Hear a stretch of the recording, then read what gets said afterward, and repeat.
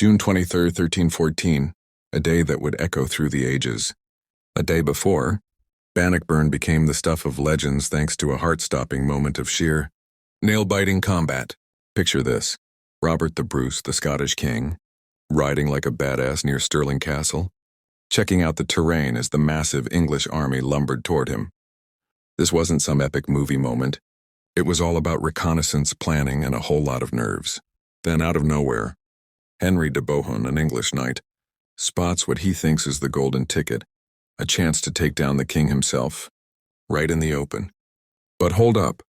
Bruce wasn't perched atop some majestic warhorse decked out in shiny armor. Nope, he was just a dude on a lighter horse, and everyone knew that a full-on cavalry charge could turn a man into a pancake. De Bohun, with his lance poised like a freaking missile, charged straight at the king, thinking he could snuff out Scotland's rebellion with one glorious thrust. He lowered that lance, kicked his destrier into overdrive, and barreled toward Bruce like a freight train. Every single witness knew that one hit from that charge could mean game over. But Bruce, he was as cool as a cucumber. He waited until the last possible heartbeat, like just before the lance was about to skewer him. Then he pulled off a jaw-dropping move. He shifted his horse sideways, sprang up in the stirrups, and swung his axe down with all the might of 1,000 warriors. The chroniclers later gushed about how that blow cleaved through helmet and head.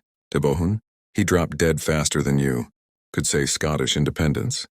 And instead of a glorious cheer for England, there was just stunned silence. Now here's the kicker. Bruce didn't leap up in triumph. Now he casually complained that he'd broken his battle axe.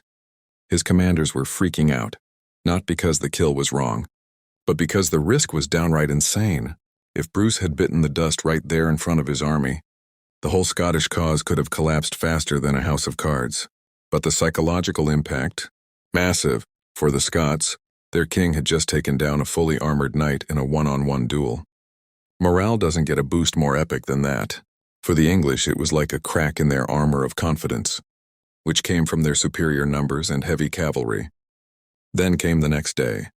Bannockburn erupted into one of medieval Europe's most celebrated underdog victories.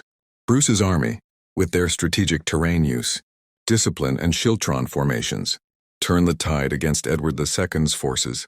Sure, that duel didn't win the battle outright, but it cranked up the emotional temperature to a boiling point. It sent a clear message to both armies. The script could be flipped.